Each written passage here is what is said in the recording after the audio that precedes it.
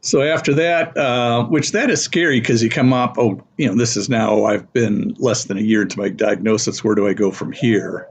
So being at Mayo, I was able to be put into a venetoclax trial, which venetoclax worked for pretty much on average about 7 months. So about January and February, my numbers went up, and they didn't get back up to where I started, but they'd gone up 2 months in a row. So I was disqualified from the study.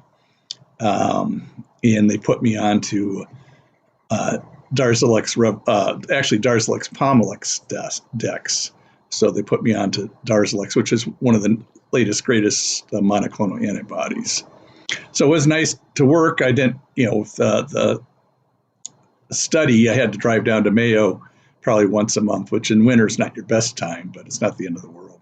And it was nice to try it out. I'd like to think at some point in time with my type of myeloma, they could actually bring back venetoclax in conjunction with something else versus being just venetoclax and Dex. I don't the single agents, or which I sort of consider VD, that single agent. They don't work as well as when you put it in a combination, but who knows? It's not from what I've seen since then. So I was on Darzalex Pomalyst Dex.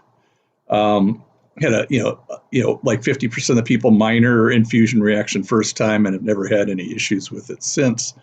The Pomalyst, though, was causing me facial rashes and mental fogs, and was not good.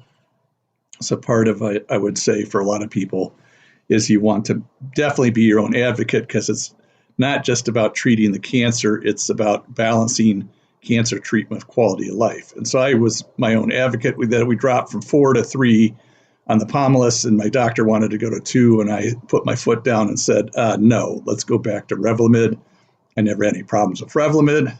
And so he did listen, even though he wanted to go to 2.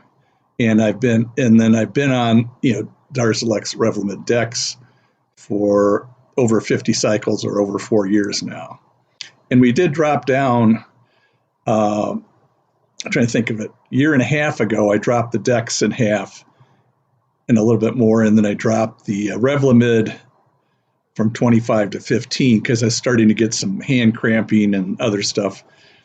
And that's pretty much has kept it in line. Occasionally, if I do something a lot more than I've done, I can still get some cramping around that time, but it's not like, even if I just looked at holding a pencil, my hand would cramp when I was in the full strength of the other one. So, but knock on wood, that's always the fear of when's the other shoe going to drop. Refractory is a fact of life of myeloma.